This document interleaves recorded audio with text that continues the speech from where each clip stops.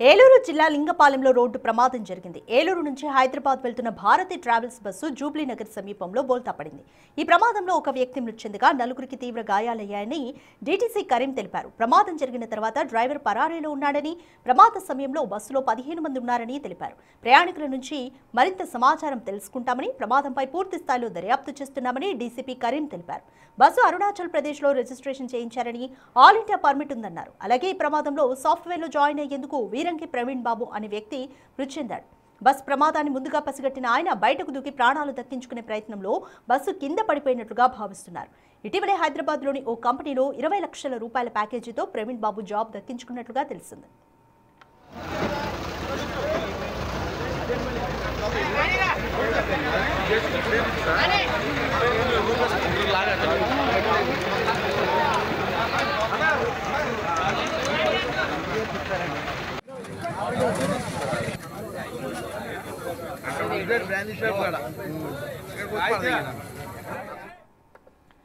ఏలూరు జిల్లా లింగంపాలెంలో మరొక రోడ్డు ప్రమాదం జరిగింది. ఏలూరు నుంచి భారతి ట్రావెల్స్ బస్సు హైదరాబాద్ వైపుగా వెళ్తోంది.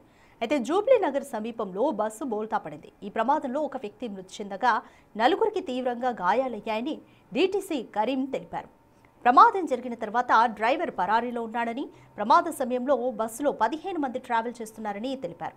అయితే ప్రయాణికుల నుంచి ఇంకా మోర్ డీటెయిల్స్ని అడిగి తెలుసుకుంటున్నామని, ప్రమాదం పైన పూర్తి స్థాయిలో దర్యాప్తు కూడా చేస్తున్నామని డీసీఎం కరీం తెలిపారు.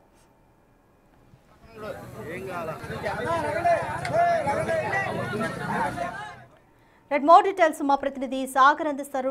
సాగర్, లింగంపాలెంలో కూడా రోడ్డు ప్రమాదం జరిగింది. భారతి ట్రావెల్స్ బస్సులో ఒకరు మృతి చెందారు. సో మృతిని వివరాలు ఏ విధంగా ఉన్నాయి? Complete details.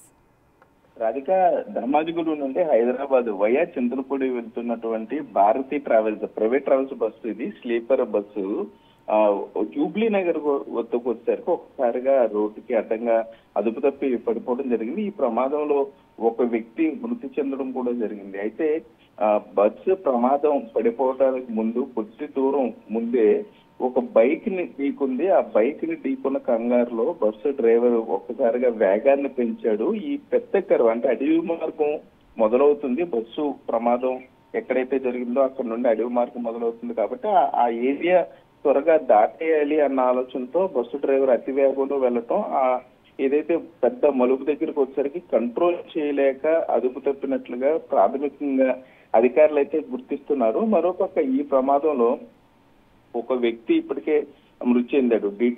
DTC SK Karim ఆ ప్రమాద పరిస్థితిని పరిశీలించారు.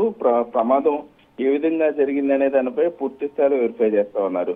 అరుణాచల్ ప్రదేశ్ రిజిస్ట్రేషన్ గా బస్సు గుర్తించారు. ఆల్ ఇండియా పర్మిట్ ఉంది, బస్సుకు అన్ని రికార్డులు ఉన్నాయని కరీం అయితే చెప్తున్నారు. కానీ డ్రైవర్ పరారీలో ఉండటం కొంత అనుమానాలకు తావిస్తుంది. డ్రైవర్ ఎందుకు పరారీలో ఉన్నాడు అనే దాని మీద కూడా పూర్తి స్థాయిలో దర్యాప్తు చేస్తామని పోలీసులు అయితే చెప్తున్నారు. ప్రమాదం జరిగిన సమయంలో బస్సులో 15 మంది ఉన్నారని, అందులో ఒక వ్యక్తి చనిపోగా నలుగురికి తీవ్ర గాయాలయ్యాయని కూడా పోలీసులు చెప్పే పరిస్థితులు అయితే ఉన్నాయి. రాధిక, మరోపక్క చనిపోయిన వ్యక్తి వీరంకి ప్రవీణ్ కుమార్, సాఫ్ట్వేర్ ఎంప్లాయ్, హైదరాబాదు.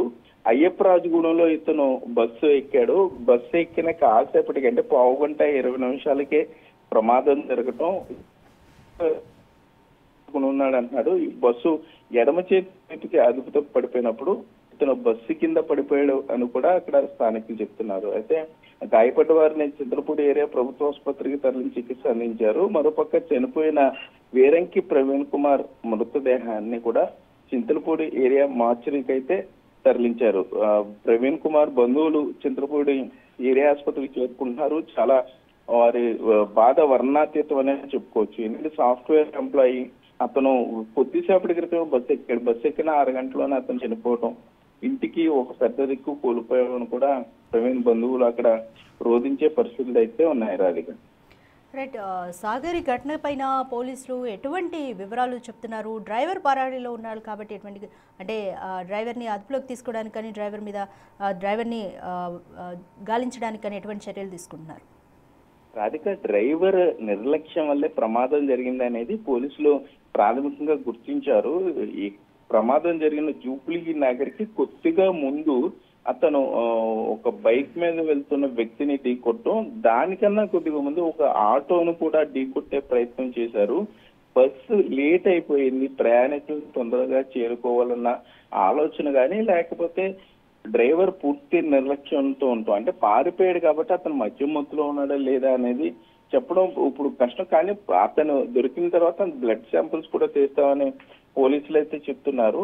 ఈ రెండు మైనర్ ప్రమాదాలు తర్వాత బస్సు డ్రైవర్ మరింత నిర్లక్ష్యంగా ముందుకు వెళ్ళటం, అతిపెద్ద మలుపు దగ్గర కనీసం స్లో చేసే ప్రయత్నం చేయకపోవడంతోనే ప్రమాదం జరిగిందని పోలీసులు ప్రాథమికంగా గుర్తించారు. రాధిక. Thank you Sagar.